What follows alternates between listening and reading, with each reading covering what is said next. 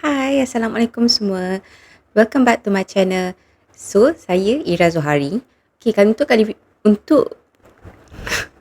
untuk video kali ni, sebenarnya saya nak ceritakan tentang aura.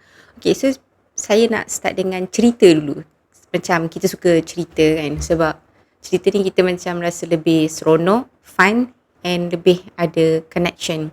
Sebab kita semua suka story and that's why kita suka tengok drama and everything. Okay, so okay, masa saya masa belajar dulu, saya dulu matric and then saya masuk degree. Okay, so long story short, saya dulu masa dekat matric ada seorang lelaki ni. Dia macam so called dikategorikan handsome lah kan, sebab muka dia macam ala-ala macam Korea macam tu lah, kira Korea celup lah macam ni. So, saya pun macam crush lah dekat dia. Okay lah, bila kita crush kita akan macam pakai cat cantik kan. Macam extravaganza lah. Saya pergi kelas masa tu macam dengan celaknya, dengan memang kelakar lah. Seriously macam budak-budak sebenarnya. Ya, lepas saya SPM. Masa tu umur 18 tahun. So, rasa macam, oh, I own the world kan. Biasa kita macam vibe-vibe lepas SPM ni, kita macam kita rasa kita dah besar, kita dah buat keputusan sendiri. So, masa tu adalah seorang ni. So dia satu kelas dengan saya. Dia macam ala-ala vibe Korea macam tu. Okay, handsome lah kononnya. Masa tu handsome lah kononnya. Okay, tak tahulah sekarang handsome ke tak. Dah tak tengok. So saya suka dekat dia. Kira crush lah. Kira saya ada crush dekat dia. So after that, kira macam saya macam so-called effort lah. Macam sebab kita suka kat dia. So macam kita macam effort lah. Macam nak pakai cantik, baju kurung. Oh, dekat matric pakai baju kurung. So pakai baju kurung memang cantik gila. Tapi sebenarnya sangat-sangat effort. And ada seorang girl ni, this girl satu kelas juga, dia sebenarnya tak ada effort. Dia macam, dia kalau pergi kelas kan, dia adalah orang yang paling basic sekali. Kalau dia kata dia pergi mana-mana, contoh pergi kelas ke, kuliah ke, kantin ke, sebab matric kan. Jadi duduk dekat asrama. So kalau kata kita orang ada kelas malam ke, kelas tambahan and everything, dia macam tak ada effort. Tapi yang crush saya tu suka dekat dia. Allah, kecewanya masa tu, heartbroken. Well, masa sama sekolah dulu kan. Sama sekolah, sama belajar, budak-budak dulu. Okay, fine. So, saya macam heartbroken masa tu. Macam, weh, aku dah letak effort kot. Aku dah pakai macam-macam lah. Gosok macam cantik baju ni, everything. Masa tu, nak make sure yang macam dia suka kat kita lah. Tapi somehow kan, dia macam yang macam that girl tu, dia tak pakai apa-apa pun. Macam makeup pun dia tak pakai. Dia just pakai baju kurung, dia macam pegang beg dia macam tu, dia jalan macam, okay dah, move on. Tapi yang lelaki tu suka dekat dia. Yes, it's all about aura. So masa tu, lepas saya macam going through a lot of process dekat dalam life saya sendiri, dekat dalam kehidupan saya sendiri, saya baru tahu yang sebenarnya, bukan pasal berapa tebal awak punya makeup, bukan pasal berapa tinggi heels awak, berapa mahal baju awak, is all about aura kita. Semua tu adalah aura. Aura kita tu lah yang menentukan level kita dekat mana. Maksudnya, pernah tak macam, okay sorry, I mean like masa yang that girl tu, dia masuk kelas, semua orang tengok dia. Macam, saya pun macam pelik. Saya pun tengok dia. Saya macam pelik. Kenapa macam saya tengok dia, kenapa semua orang macam tengok dia, tapi dia tak pakai apa-apa pun, dia just macam pakai tudung, dia pakai baju kurung, dah that's it, macam tu je, tak ada effort. Tapi aura dia tinggi, so membuatkan orang tertarik pada dia. Okay, so itu sebenarnya pasal aura kita. Maksudnya orang tak tahu berapa mahal baju kita, orang tak tahu berapa tebal makeup kita, orang tak tahu berapa jam kita dah pakai makeup tu, tapi orang boleh rasa aura.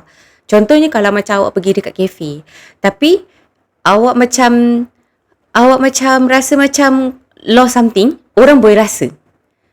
Orang boleh rasa yang awak sebenarnya dalam keadaan down.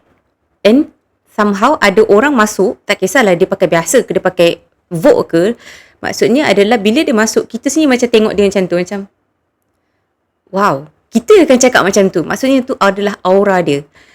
Kenapa aura seseorang tu boleh tinggi ataupun boleh rendah? Maksudnya okay, kalau aura yang orang yang tinggi ni, kita tengok dia pun macam kita admire dekat dia. Kita macam, walaupun dia tak cakap apa-apa, walaupun dia hanya berdiri, ambil gambar, contoh dia berdiri, tapi kita tengok dia macam wow. Ataupun dia macam buat kerja dia, tapi kita tengok dia macam cantiknya.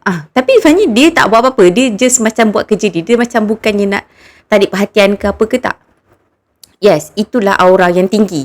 So kalau aura yang rendah ni pula macam mana? Saya just bagi tahu so that awak boleh rasa perbezaan tu.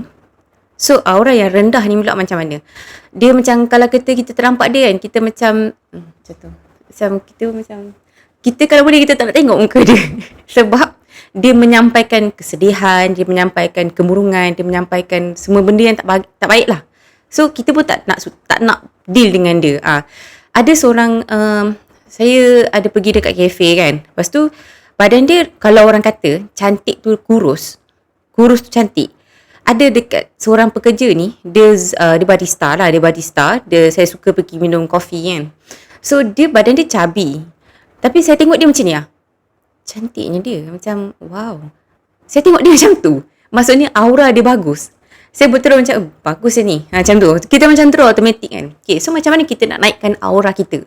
Okay, first saya ajar step by step apa yang saya buat lah untuk saya naikkan juga aura saya sendiri kan. Saya pun masih dalam improvement state, everything. Walaupun kalau katalah dalam bank account saya ada RM1, saya tetap confident dengan diri sendiri. Yes, that the first thing. Maksudnya saya percaya pada life saya sendiri.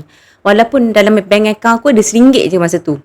Apa yang saya cakap kat diri sendiri, yang ni boleh diperbetulkan, tak ada isu. Maksudnya, kalau kata orang tu tengok RM1 je dalam bank account dia, apa yang dia akan buat, dia akan macam mengamuk.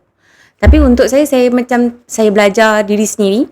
Saya cakap, benda ni boleh fix, tak ada isu. Kalau kata kita boleh belajar untuk kontrol diri kita sendiri, insyaAllah orang boleh rasa. Yang kedua, kita kena cut orang yang negatif. Seriously, orang negatif ni akan membuatkan kita jadi lebih negatif. Contoh, awak tengah dalam proses healing emosi awak.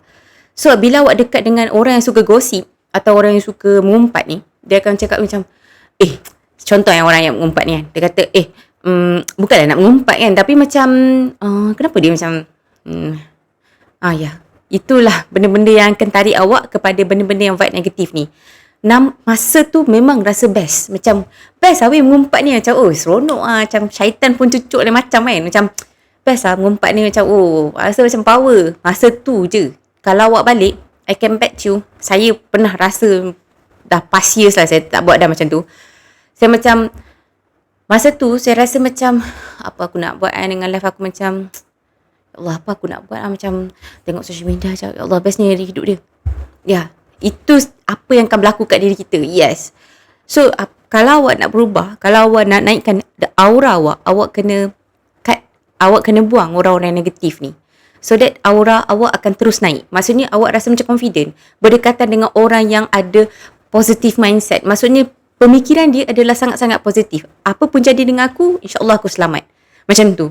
Walaupun rumah dia macam tu, walaupun kereta dia macam tu, walaupun dia tak ada kereta, walaupun bank account dia ada RM1, tapi insyaAllah aku boleh buat benda ni. Maksudnya aku masih ada peluang untuk ubah hidup aku. Yes, that kind of people yang boleh membuatkan kita jadi lebih semangat dengan hidup kita sendiri. Sebab apa je lagi yang ada dengan diri kita.